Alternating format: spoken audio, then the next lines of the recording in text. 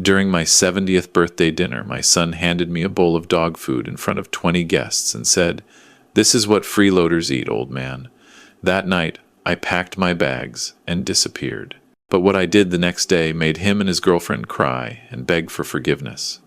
This is my story of justice served cold. Before we continue, please subscribe to the channel and write in the comments what time it is where you are right now. The sound of laughter drifted up through the floor vents. I opened my eyes to the dim light of my bedroom, disoriented. The digital clock on my nightstand glowed 7:15 p.m. Saturday evening. My birthday. I'd fallen asleep at my desk after lunch, exhausted from preparing food all morning, assuming someone would call me when dinner started. But dinner had clearly started without me. I swung my legs off the bed and stood, straightening my cardigan, running a hand through my gray hair. The voices grew louder as I approached my bedroom door. Multiple voices, not just my son Marcus and his girlfriend Brittany. Guests. They'd invited guests to my own birthday dinner without telling me. I descended the stairs slowly, each step accompanied by the crescendo of celebration below. Through the archway, I could see into the dining room. The table was packed. 20 people, maybe more. Plates loaded with the roast beef I'd spent 3 hours preparing, the scalloped potatoes, the Caesar salad. Wine glasses caught the light from the chandelier I'd installed 30 years ago when Helen was still alive. Nobody noticed me at first. I stepped into the doorway. A woman in a red blouse, Sandra Chen from down the street, looked up mid-sentence and stopped talking. Then another guest noticed. Then another. The conversation died like someone had hit a mute button. "Marcus," I said, keeping my voice steady. "Why didn't anyone call me down for dinner?" My son sat at the head of the table, my seat, Brittany beside him in Helen's chair. He glanced at her, then back at me. His expression held something I'd been trying not to see for months. Contempt. Brittany giggled, covering her mouth with her hand, the one with the diamond bracelet I'd helped Marcus buy for her last Christmas. Marcus pushed back his chair. The legs scraped against the hardwood floor Helen and I had refinished together in 1994. "Oh, sorry, Pops," he said, drawing out each word. "We totally forgot you were even here. You're so quiet these days, you know? Like a little mouse, hiding upstairs." Several guests shifted uncomfortably. I recognized most of them. Marcus's friends from his so-called tech startup, Brittany's yoga instructor crowd, people who'd been eating my food and drinking my wine for the past 4 years. Marcus walked past me toward the kitchen. I could hear him opening cabinets, rummaging. When he returned, he was carrying a metal dog bowl, the one we'd used for our golden retriever Max before he passed away 2 years ago. He set it down on the dining room table with a loud clank, right in front of an empty chair at the far end. Then he went back to the kitchen and returned with a can. Alpo beef chunks in gravy. The room went completely silent. Marcus popped the can open with the electric opener, the mechanical whir somehow deafening. He dumped the contents into Max's old bowl. Brown chunks of meat substitute splashed into the metal, some of the gravy splattering onto the white tablecloth Helen had embroidered. He picked up the bowl and extended it toward me like a waiter presenting a dish at a 5-star restaurant. "Here you go, Pops. Your birthday dinner. Since you've been freeloading off us for 4 years, eating our food, living in our house, I figured you'd be used to eating like a dog by now." "Our house," he'd said, "our house. The house I'd bought in 1982, the house I'd paid off in 2003, the house where I'd raised him alone after Helen died of breast cancer when he was 12. The house that had my name on the title, not his." Brittany laughed, loud and sharp. "Oh my God, babe, that's perfect. That's literally perfect." She pulled out her phone and started recording. "Get this, everyone," she announced to the table. "This is Marcus's dad. He's been living here rent-free, eating our food, using our electricity, and he's never once offered to pay for anything. Tonight, we're teaching him a lesson about gratitude." Several guests looked down at their plates. Sandra Chen started to stand up, but her husband pulled her back down. A younger man at the far end, someone I didn't recognize, was grinning and filming on his phone too. I took the bowl from Marcus's hands, not snatching, not throwing it back. I took it carefully, the way you'd accept any offering. The metal was cold against my palms. I could smell the artificial meat smell, see the chunks of brown gelatin wobbling. I held it for 3 seconds. Then I set it down on the floor near the entrance to the dining room, right next to the antique side table Helen's mother had given us as a wedding present. I looked at my son. He was smiling, waiting for me to yell, to defend myself, to apologize for existing, waiting for the same response I'd given for 4 years. The patience, the understanding, the endless tolerance of disrespect disguised as jokes. I looked at Brittany, still recording, her face lit with excitement. Something inside me didn't break, it crystallized. It became clear and hard and cold as a February morning in Calgary. I turned and walked toward the stairs. My back stayed straight, my footsteps measured. I didn't look back, didn't speak, didn't give them the satisfaction of a reaction. Behind me, Marcus's voice boomed across the dining room. "All right, everyone, let's get back to this amazing meal that I paid for. Who wants more roast beef?" He didn't pay for anything. I knew because I paid for everything. I was an accountant for 42 years. I document everything. I climbed the stairs one at a time. Each step felt like crossing a border. The man who'd lived in this house for 43 years. The man who'd raised Marcus alone after Helen's death. The man who'd paid for everything and asked for nothing. That man stayed at the bottom of those stairs. Whoever reached the top was someone new. I entered my bedroom and closed the door. For the first time in 4 years, I used the simple lock I'd installed last spring when they were out. Click. The sound was small but absolute. Below, the party continued. Laughter, music, the clink of glasses. They weren't worried. They'd humiliated me in front of 20 witnesses, and they were celebrating. I sat down at my desk and opened my laptop. The screen's glow illuminated my hands. Steady, calm, ready. 4 years, $103,000. A bowl of dog food on my 70th birthday. The numbers were about to come due. 5 hours had passed since I'd left that dog bowl on the dining room floor. The house had gone quiet around midnight. Guests leaving, car doors closing, footsteps on the stairs as Marcus and Brittany retired to their bedroom. Now it was nearly 5, 0 inches the morning, and I sat at my desk with my laptop open and 4 years of financial records spread before me like evidence at a trial. I wasn't crying, wasn't raging. I was calculating. The filing cabinet beside my desk held everything. Every bank statement, every credit card bill, every grocery receipt, every utility bill, every property tax payment. I'd kept it all in my meticulous accountant's way, the same way I'd organized client files for 4 decades at Henderson and Associates. Now, I was building a spreadsheet. Date, expense category, amount, authorized user. Mortgage payments I'd continued making on a house I owned outright, just so Marcus could tell his friends he lived in a mortgage-free home. $0 from him, $43,200 from me over 4 years for property tax, insurance, and maintenance. Utilities averaging $320 per month, $15,36 total. His contribution, $0. Groceries, household supplies, $18,240. His contribution, $0. But the credit card charges told the real story. Marcus had been an authorized user on my visa since he'd turned 18. I'd kept him on it after Helen died, thinking it would help him in emergencies. Brittany had been added 3 years ago. When they got engaged with a ring, I'd helped pay for that, never led to a wedding. PlayStation 5 and 43 games, $2,847. Tesla Model 3 down payment, $8,500. Designer clothes from Holt Renfrew, $3,200. Weekend trip to Banff, $1,850. Restaurant meals at Joey and Earl's, sometimes 3 times a week, $6,400. None of it authorized. All of it charged to my account while I ate Campbell's soup and day-old bread from Safeway. I finished the calculation at 6:47 a.m. Total support provided over 48 months, $103,247. Additional unauthorized personal charges, $18.134. Grand total, $121,381.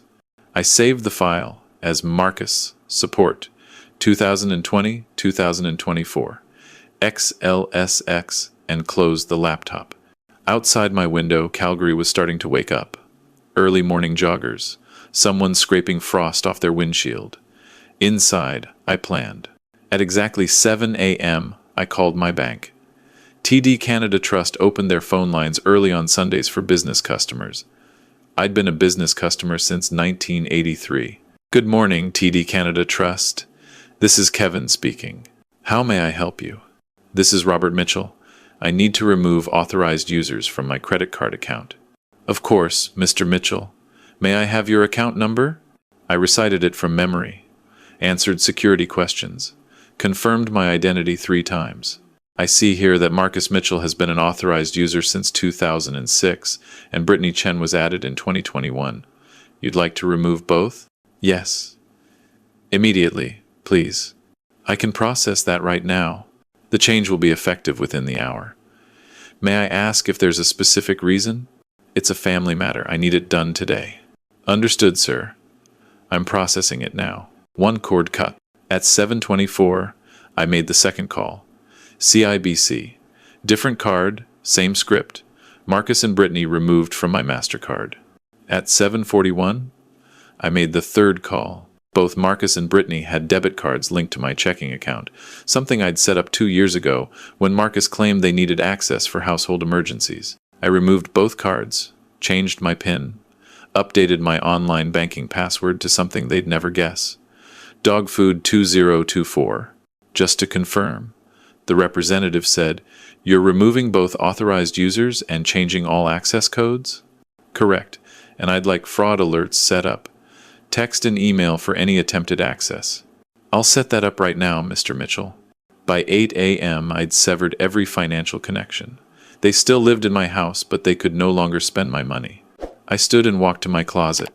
From the top shelf, I pulled down a navy blue suitcase I hadn't used since Helen and I went to Montreal for our 40th anniversary. I packed methodically. 1 week of clothes, toiletries, my laptop and charger, a folder containing my property deed, will, insurance papers, and the spreadsheet I'd just created. I moved quietly. My bedroom sat above the garage, farthest from the master bedroom where they slept off last night's wine and my roast beef.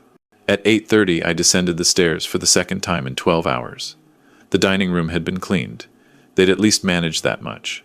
The kitchen still held dirty dishes stacked in the sink, but the table was clear. Max's bowl was gone, probably thrown away, like the memory of our dog meant nothing. I found a piece of paper and wrote in my neat accounting handwriting, "Gone to visit old friends from the firm, back in a few days." I didn't specify which friends. I didn't have many close friends left in Calgary. Most had retired and moved away, or passed on like Helen. But Marcus didn't know that. Let him wonder. I placed the note on the counter, weighted down with a coffee mug, and picked up my suitcase. The house was silent as I walked to the front door. No creaking floorboards above, no voices, no sign they'd noticed my departure until they tried to buy their morning Tim Hortons on my credit card. I stepped outside into the cold November morning. Frost covered the lawn. The sun was just beginning to rise over the Rockies to the west, painting the sky orange and pink. My Honda Accord sat in the driveway where I'd parked it yesterday morning, back when I was still a man who tolerated being called a freeloader in his own home. I loaded the suitcase into the trunk, climbed behind the wheel, and backed out slowly. Nobody watched from the windows. I drove west on Highway 1, away from Calgary, toward the chain motels near the airport. 15 kilometers out, I spotted what I needed. The Gateway Inn, a 2-story budget motel with a flickering vacancy sign and parking lot half full. The clerk was a young woman reading something on her phone behind plexiglass. She looked up as I approached. "How many nights?" 7. "I'll pay cash." She slid a registration form through the slot. "I need a credit card for incidentals." "No card," I said, placing $600 bills on the counter. "Cash only. Here's an extra 100 for the deposit." She studied me for a moment, then shrugged and took the money. Room 203, second floor, end of the hall. Checkouts at 11. The room was exactly what I expected. Beige walls, floral bedspread, television bolted to the dresser, painting of Lake Louise that had probably been there since 1995. I set my suitcase on the luggage rack and sat on the bed. My phone remained silent in my pocket. By now, 9:45 the morning, they might have woken up. They might have found the note. They might have tried to use their credit cards for brunch and discovered they no longer worked. I opened my laptop and connected to the motel's Wi-Fi. Then I began searching for attorneys in Calgary specializing in property law and family disputes. I found one, Patricia Walsh, 48 years old according to her bio, specializing in elder financial abuse and property rights. Her website showed she worked Saturdays by appointment. I sent an email. Need consultation regarding removing family members from my property. Available today, if possible. Willing to pay premium for weekend service. Response came within 20 minutes. Available at 2 p.m. today. My office. Fee structure attached. Outside my window, planes took off from YYC. Inside this anonymous room, I began the process of taking back what was mine. Not angry, not hurt, just done. My phone started buzzing around 11 a.m. I was at the motel reviewing property law statutes on the Law Society of Alberta website. The screen showed Marcus's number. I let it ring through to voicemail. Then Brittany's cell. Then the house landline I'd kept, because Helen had liked having it. Then Marcus again. I set the phone face down on the nightstand and went back to my research on Alberta's Residential Tenancies Act. I knew exactly what was happening 15 kilometers away. By now, Marcus would be at a store somewhere. Best Buy, probably. Given his habit of buying electronics he didn't need. He'd have selected the latest gaming headset or VR system. The cashier would scan it. Marcus would swipe my credit card with that casual entitlement he'd perfected over 4 years. The machine would beep. Declined. He'd try again, harder, as if determination could override banking protocols. Same result. The people behind him in line would shift their weight. The cashier would suggest another card. Marcus would pull out the second one, the MasterCard. Same result. The realization would hit him slowly, then all at once. Brittany would have her own version. Probably at Lululemon, her cart loaded with $140 leggings and $80 sports bras. Same scene. Card reader refusing. Face flushing. The awkward suggestion from the cashier to try again. They'd call each other first. Then the bank. Then me. My phone buzzed again. Another call. Another voicemail notification. Around 1:30, I checked the voicemails. 4 from Marcus, 2 from Brittany. Marcus's first. Dad, hey, call me back. Something's wrong with the cards. His second. An hour later.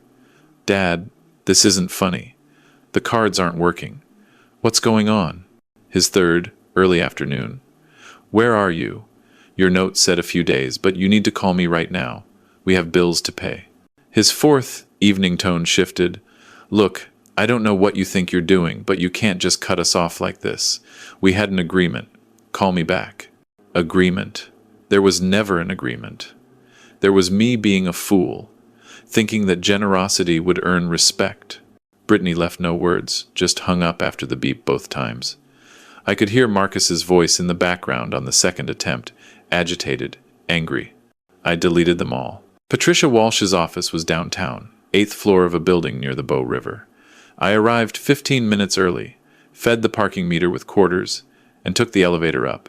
The waiting area held modern furniture and abstract art. A receptionist who looked college-age sat behind a curved desk. Mr. Mitchell? I nodded. Miss Walsh will be right with you. 3 minutes later, a door opened, and a woman emerged. Tall, gray-streaked dark hair pulled back, wearing slacks and a blazer. Weakened professional. Mr. Mitchell, Patricia Walsh. Come on back. Her office was larger than I expected, with windows overlooking the river, and a desk organized with the precision I appreciated. She gestured to a chair across from her and sat down, pulling a legal pad into position. Tell me the situation. Start wherever makes sense. I'd prepared for this. Facts, not emotions. Timeline, not grievances. My son and his girlfriend have been living in my house for 4 years. No written lease, no rent payments, no formal agreement of any kind. Yesterday was my 70th birthday. There was an incident that made clear the arrangement needed to end immediately. This morning, I removed them as authorized users on my credit cards and bank accounts. Now I need them out of the house. Legally. Walsh wrote in quick, neat handwriting. They receive mail at this address? Yes. They use it as their permanent residence. Do you live there too? I did. I left this morning. I'm staying at a motel while this resolves. She looked up. So you abandoned the property? I left temporarily to avoid confrontation while establishing legal boundaries. Good answer. She made another note. Any written communication between you about them leaving? No. They don't know yet that I want them out permanently. They think I'm visiting friends for a few days. Walsh leaned back. All right. Under Alberta law, what you have is a licensee situation. No lease, no rent, no tenant protections under the RTA. You have the right to revoke their license to occupy whenever you choose. But, she held up one finger, you need to do it properly. What does properly mean? Written notice delivered in a way we can prove they received it. For licensees, 14 days is standard. More than legally required, but it shows good faith if this ends up in court. Will it end up in court? She shrugged. Most people leave when they get official paperwork. Reality sets in, but we prepare for the worst case, which is trespass proceedings if they refuse. That could take another 4 to 6 weeks. How do I deliver the notice? I draft it, we send it registered mail, and I'll also arrange a process server to hand deliver a copy. Can't claim they never received it that way. I pulled out the folder I'd brought. Bank statements, credit card records, the spreadsheet. I have documentation of financial support I've provided. $103,000 over 4 years, plus $18,000 in unauthorized charges. Walsh glanced at the papers but didn't take them. Not relevant for the revocation itself. The house is yours, that's all that matters. But keep those records. If they damage anything on their way out, you might need proof of their financial situation for recovery purposes. They'll damage things, then document everything. Photos now, photos after they leave, repair estimates. Alberta law allows property owners to pursue damages. She turned to her computer. Let me draft this while you're here. We'll review it together. While she typed, I watched the river below through her window. Couples walking. Someone throwing a ball for a dog. Normal life continuing while I sat in a lawyer's office preparing to evict my own son. Question, I said. Do they have any legal grounds to fight this? Not really. You're not a landlord. You're allowing someone to occupy your property out of generosity. You can revoke that permission. The only issue is if they claim some kind of implied agreement, like they've been doing work on the house in lieu of rent. Have they? No. Then you're clear. This is straightforward, Mr. Mitchell. Doesn't mean it'll be easy emotionally, but legally, it's solid. She printed the document and handed it across. I read it carefully, my accountant's eye catching every detail. Notice to vacate premises. Their names listed formally. Marcus James Mitchell, Brittany Ann Chen. The address, my address. The deadline, 14 days from date of delivery. This works, I said. My fee is $600. That covers drafting, registered mail, process server, and one follow-up consultation if needed. If we have to file actual trespass proceedings, that's additional. I pulled out my checkbook, the one they'd never had access to. $600, less than Marcus spent on his last electronics binge. When will they receive this? Registered mail goes out Monday morning. Process server will attempt delivery Tuesday. By Wednesday latest, they'll have it in hand. Wednesday, 4 days from now. Walsh walked me to the door, shook my hand. One more thing, Mr. Mitchell. Do they have anywhere else to go? I thought about Marcus's mother's sister in Edmonton. Thought about Brittany's parents who'd made it clear years ago they wouldn't support her lifestyle. That's not my concern anymore, I said. She nodded. Call me if anything changes. If they threaten you, damage property, anything that needs legal attention. Back in my car, I sat for a moment before starting the engine. My phone showed 3 missed calls, all from the house landline. The drive back to the motel took 30 minutes. Sunday afternoon traffic. I stopped at a Subway, ordered a sandwich I ate in the parking lot while reviewing the copy of the notice Walsh had given me. 14 days. That's how long they had to pack their lives and leave my house. That evening another voicemail arrived. Marcus again, his voice different now. Smaller, worried. Dad, please, we need to talk. I don't understand what's happening. Just tell me what you want, we'll fix it. Whatever it is, we'll fix it. Please call me back. No apology, just promises. just negotiations. Still thinking this was something they could manage, manipulate, survive, with the right combination of words. I played it once, then deleted it. 4 days at the motel was enough. Enough time to meet with Walsh twice. Enough time to let the registered mail go out. Enough time to allow Marcus and Brittany to marinate in their panic. On Tuesday afternoon, I packed my suitcase, checked out of the Gateway Inn, and drove the 15 kilometers back to Calgary. My house appeared unchanged from the street. Same gray siding, same overgrown shrubs Marcus kept promising to trim but never did. I pulled into the driveway at 3 p.m., turned off the engine, and sat for a moment. The leather document folder rested on the passenger seat. Inside it, 2 copies of the notice to vacate. I left my suitcase in the trunk. I'd retrieve it later, after. The key turned smoothly in the front door lock. I stepped into the foyer and heard voices from the living room. Television noise, then sudden silence. Footsteps. Marcus appeared first, his face shifting through surprise to something approximating relief. "Dad, you're back. We were worried sick about you." I walked past him without slowing, heading for the dining room. Behind me, Brittany's voice. "Robert, we're so glad you're home. We really need to talk." She'd never called me Robert before. Always Mr. Mitchell with that false sweetness. The dining room table still held the birthday centerpiece from Saturday. Wilted flowers in a crystal vase Helen had cherished. I set the folder down on the polished wood Helen had cleaned every Sunday and opened it with the same precision I'd used opening audit reports for 4 decades. 2 documents. Clean edges. Official letterhead.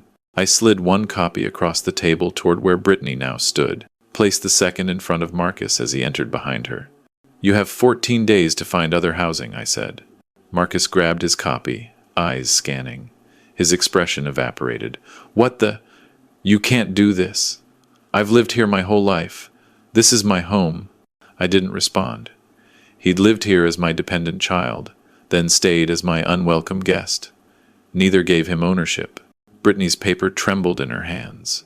She looked at the header, the formal language, and her face crumpled. The tears came immediately, loud, theatrical. "You're throwing us onto the street? Where are we supposed to go? What kind of person are you? The kind who gave you 4 years of free housing and got a bowl of dog food in return on his 70th birthday." Marcus slammed his palm on the table. "That was a joke." Brittany explained it was just a joke that went too far. Nobody apologized. And it wasn't a joke. But Brittany looked up, mascara already running. "We're sorry now. We'll make it right. We'll start paying rent. Whatever you want. You have 2 weeks. The notice is legal. The timeline is final. I suggest you start looking for apartments." I turned toward the stairs. Behind me, Marcus's voice rose. "You went to a lawyer? You actually hired a lawyer against your own family?" I didn't answer. 13 steps to the second floor. I'd climbed them carrying Marcus as a baby, carrying groceries, carrying Helen's prescriptions during her cancer treatment, carrying the weight of pretending everything was fine. Now I climbed them free of that weight. "This is insane," Marcus shouted from below. "We have rights. You can't just—" "Read the document," I said, without turning.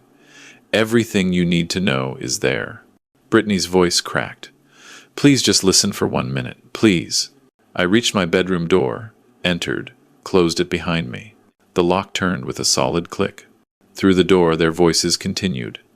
Marcus's rage, Brittany's theatrical grief. I sat at my desk and opened my laptop. The calendar on my screen showed November 26th, circled in red. 14 days from delivery of the notice. My phone buzzed.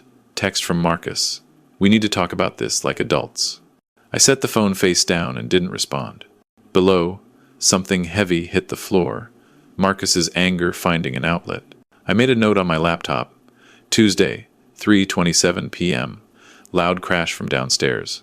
Assess damage after they leave. The documentation had begun. That evening crawled by. I remained in my room, door locked, listening to the house settle into its new reality. Marcus and Brittany's voices drifted up through the vents. Urgent whispers. Phone calls. Brittany hitting that particular pitch she used when recruiting sympathy. By Wednesday morning, my phone showed 14 missed calls from numbers I recognized. Brittany's sister in Vancouver. Marcus's former boss.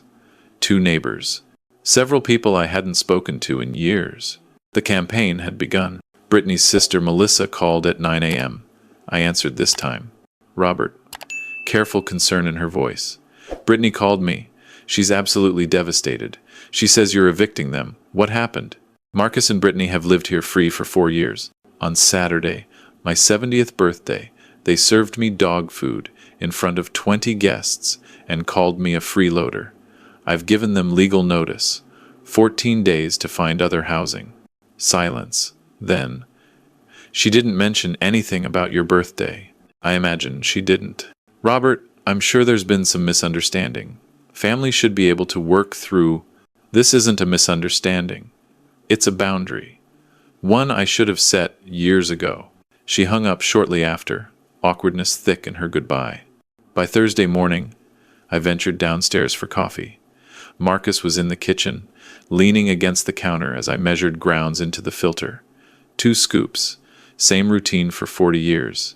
We need to talk, he said. I pressed the start button on the coffee maker. I'm listening. I talked to a lawyer.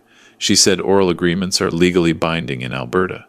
We had an understanding that we could live here permanently. We'll claim that. I turned to face him. Then hire that lawyer and file your claim.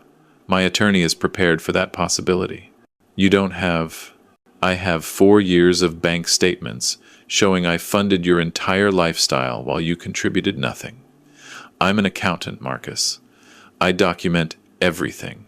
The spreadsheet shows $103,000 in support, plus $18,000 in unauthorized credit card charges you and Brittany made without permission.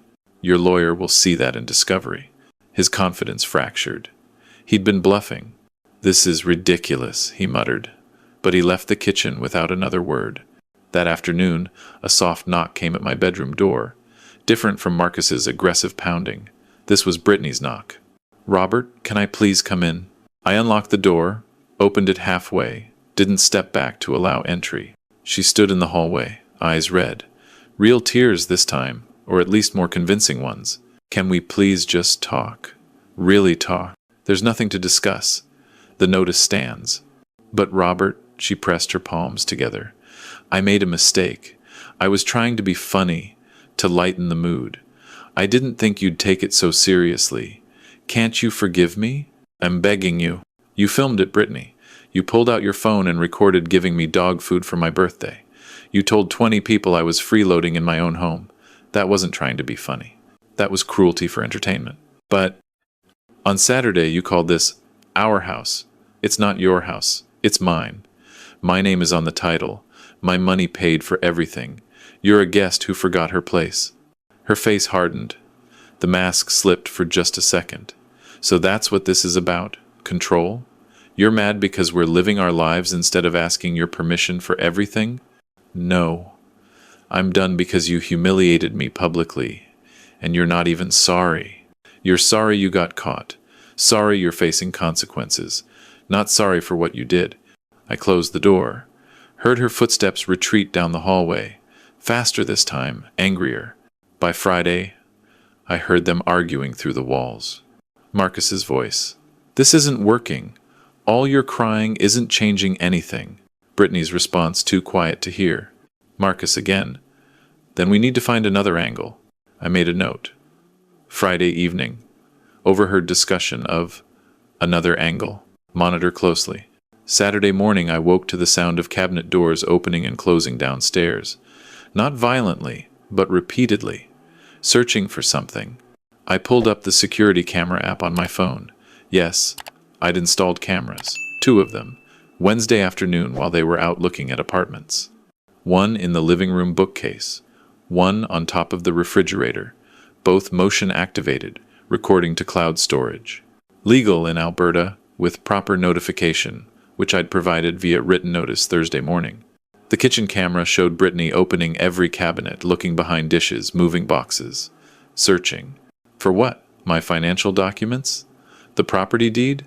Both were locked in my bedroom filing cabinet, and I'd changed that lock too. After 10 minutes, she gave up and left. I saved the footage. Search. Attempt. Nav. 23. MP. 4. Sunday afternoon, I called a locksmith. Professional service, not someone Marcus knew. He arrived within 2 hours, changed every lock in the house. Front door, back door, garage, my bedroom. New tenants moving in? He asked while working. Old ones moving out? He nodded, understanding immediately. Fresh start, then. Exactly that. By 4 p.m., I had new keys. The old ones were worthless metal now. That evening, Marcus and Brittany tried their keys and couldn't get in. I heard them on the porch, jiggling the handle, swearing. I opened the door. Your keys don't work because I changed the locks, I said. You can come in, but you're not getting new keys. The house is being secured. Marcus's face went red. You can't lock us out of our own home. Read your notice again. This isn't your home. It's mine. You're occupying it temporarily under revocation of license. The locks ensure my property is protected. This is illegal. Check with your lawyer. Property owners can change locks even with occupants present, as long as occupants still have access during reasonable hours. The door's open.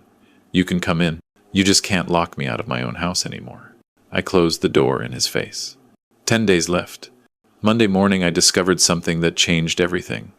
I was reviewing my credit card statements, something I did every month religiously, when I noticed a charge from September I didn't recognize. Equifax credit report. $24.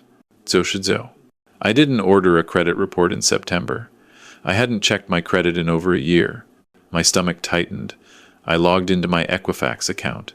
The report showed a hard inquiry from CIBC dated September 15th, an application for a new credit card. In my name, but I hadn't applied for any credit card. I called CIBC immediately. This is Robert Mitchell.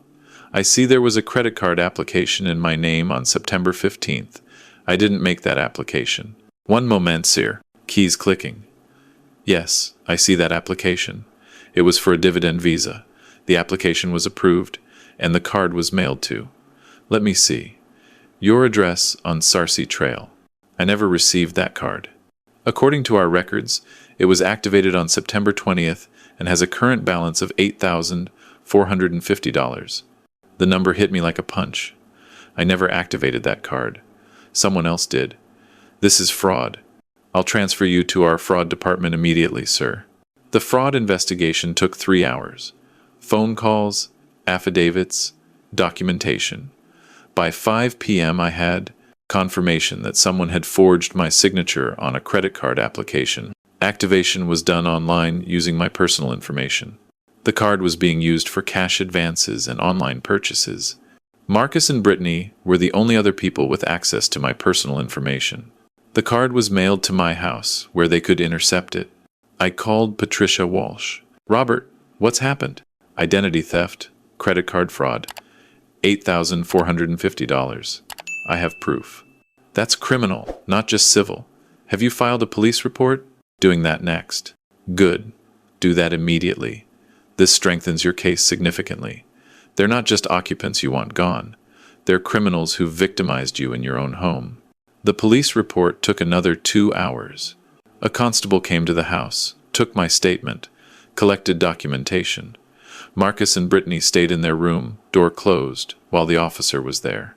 As he was leaving, he said quietly, Mr. Mitchell, I've seen cases like this before. Elder financial abuse. It's more common than people think. You did the right thing getting legal help. Most people are too ashamed to report their own children. That word, elder abuse. I was 70 years old, and my own son had committed elder abuse against me. That night, I added to my spreadsheet. Original support, $103,247. Original unauthorized charges, $18.134. Fraudulent credit card, $8,450. Grand total, $129,831. $129,831. My son had stolen more than $129,000 from me over 4 years. I sent an email to Marcus and Brittany. Subject line, criminal fraud charges. Body text. You forged my signature on a credit card application and stole $8,450. I have filed a police report. The fraud investigation is ongoing. This amount will be added to any civil claim for restitution. You should consult a criminal defense attorney. You have 6 days remaining before eviction deadline. CC. Patricia Walsh. Send. 5 minutes later, from downstairs. What the hell? He can't prove anything. Brittany's voice, higher, panicked.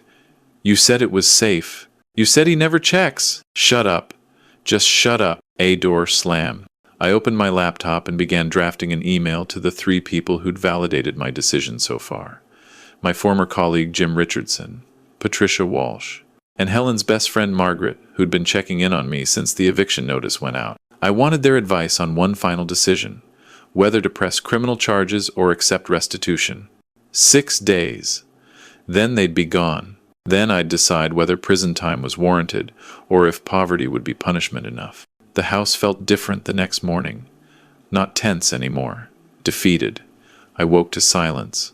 No cabinet slamming, no angry voices. Just quiet. I descended the stairs at 8 a.m. The kitchen was empty. Coffee maker cold. Usually Brittany was up by 7, using my coffee, my milk, my sugar. On the counter, I found a note. We're staying with Brittany's sister in Vancouver for a few days. We'll be back to move our things by the deadline. They'd run. 6 days early, they'd run. I walked through the house slowly. Living room, their blankets still on the couch. Dining room, table still messy with their papers. Upstairs to their bedroom, clothes everywhere. Bed unmade. They'd fled but left their possessions, planning to come back right at the deadline, grab everything, and disappear. I pulled out my phone and texted Patricia Walsh. They've temporarily left. House is empty. What should I do? Response came within minutes. Document everything.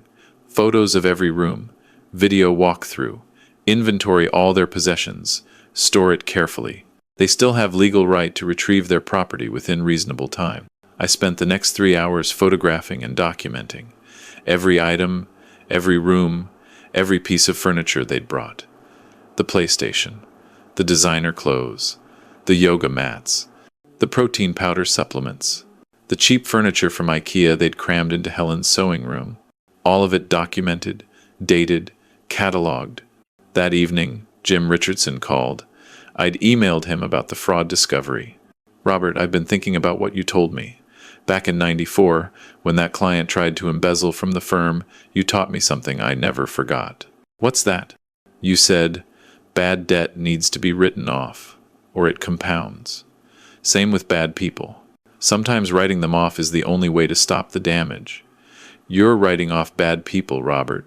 That takes strength most people don't have. After we hung up, Margaret called. Helen's best friend, the woman who'd sat with us through chemo appointments and held my hand at the funeral. Robert, Helen would be proud of you. That statement hit me harder than anything else. You think so? I know so.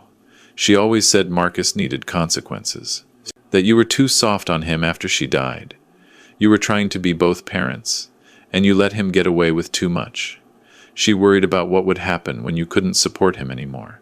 You're finally teaching him the lesson she wanted him to learn years ago. That night, I slept better than I had in months. No sounds of footsteps, no voices through walls, no tension, just silence. Wednesday morning, Patricia Walsh called. Robert, the 14 days are up in 3 days. Friday at 5 p.m. If they're not out with all possessions removed, we file for formal eviction and police enforcement. Are you ready for that? I'm ready.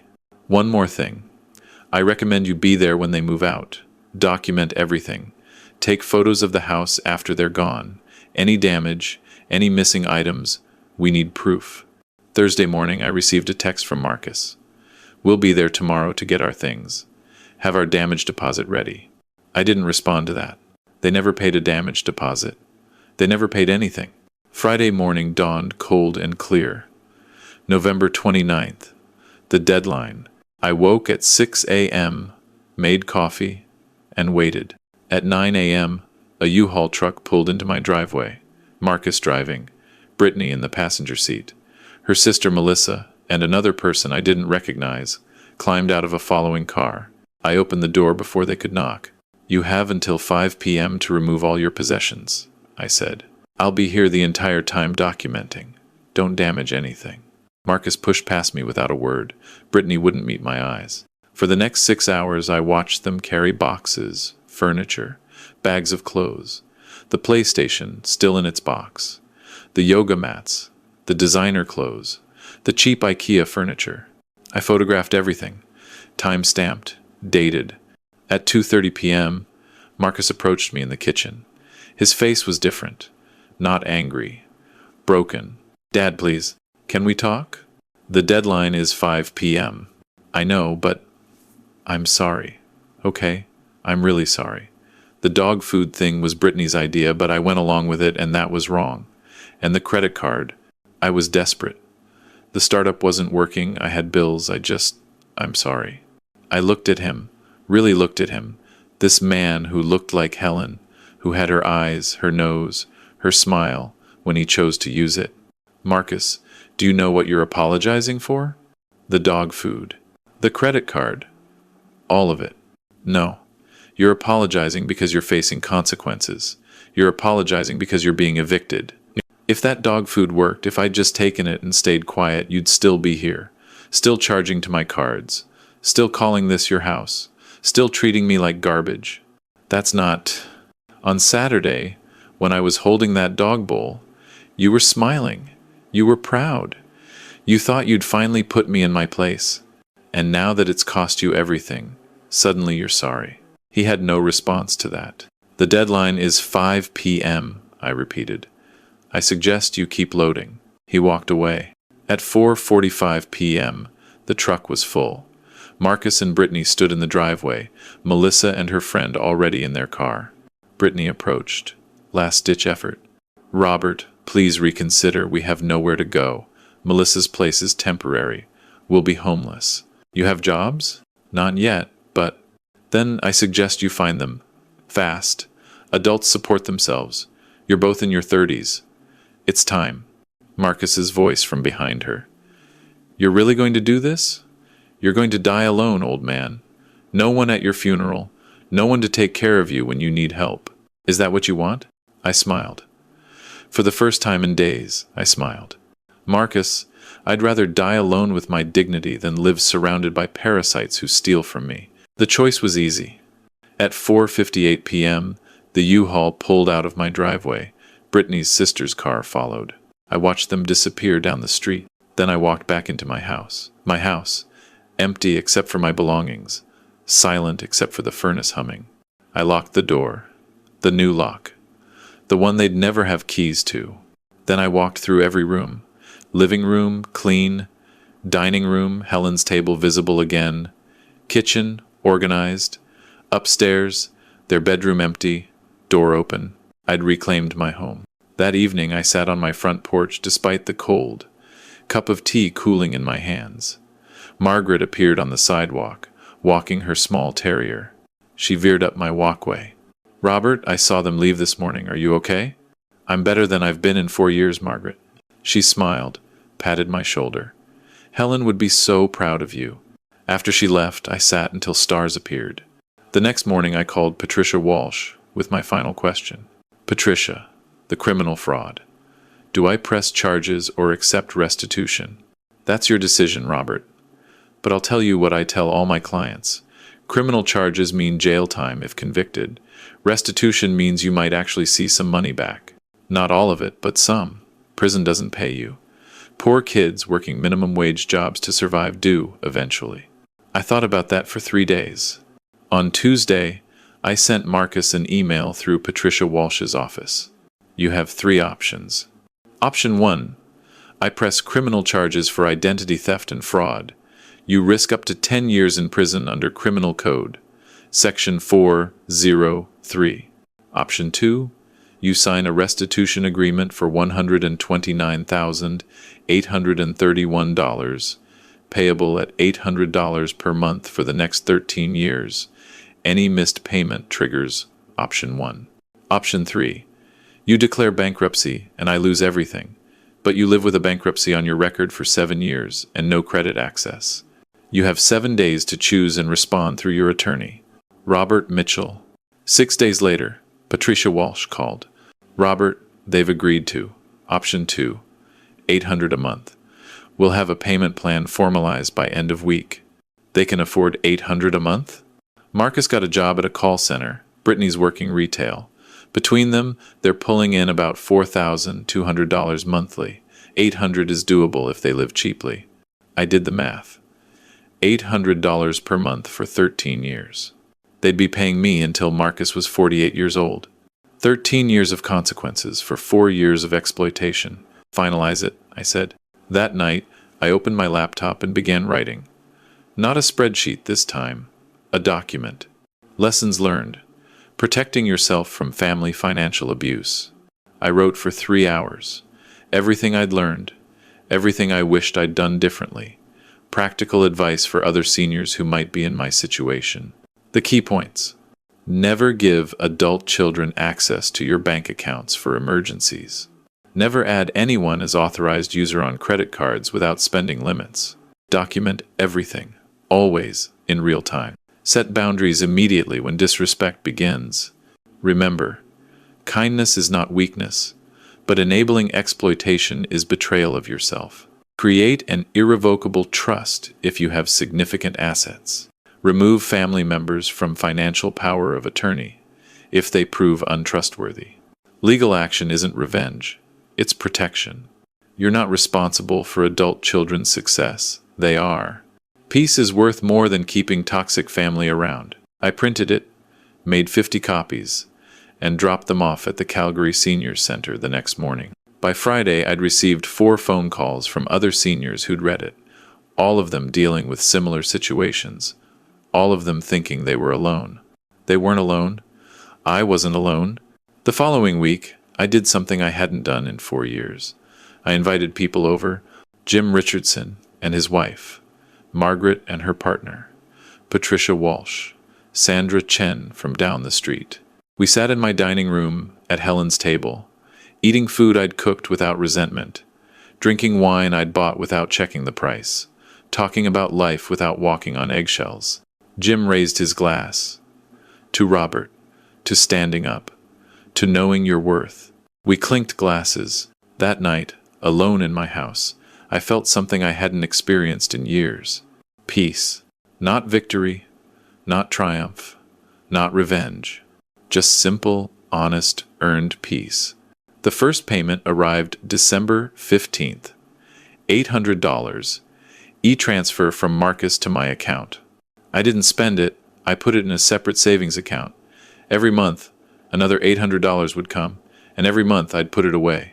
Maybe someday I'd use it for something meaningful. A scholarship in Helen's name. A donation to cancer research. Something that would turn their theft into something good. Or maybe I'd just let it sit there, growing, proof that actions have consequences and debts must be paid. Either way, the money wasn't the point. The point was that I'd stood up. I'd set boundaries. I'd chosen dignity over guilt. I'd chosen myself. And as I sat in my living room that evening, Helen's picture on the mantel smiling at me, I knew I'd made the choice she'd always wanted me to make. The choice to be worthy of respect. The choice to demand it when it wasn't given. The choice to walk away when it was refused. My name is Robert Mitchell. I'm 70 years old. I live in Calgary, Alberta, and I just reclaimed my life. If you enjoyed this story, please like this video, subscribe to Shattered Vengeance, and share your thoughts in the comments below. Have you ever had to set boundaries with family? How did you handle it? Your story might help someone else who's struggling right now. Click the video on the left to hear another true story of justice served. Thank you for listening.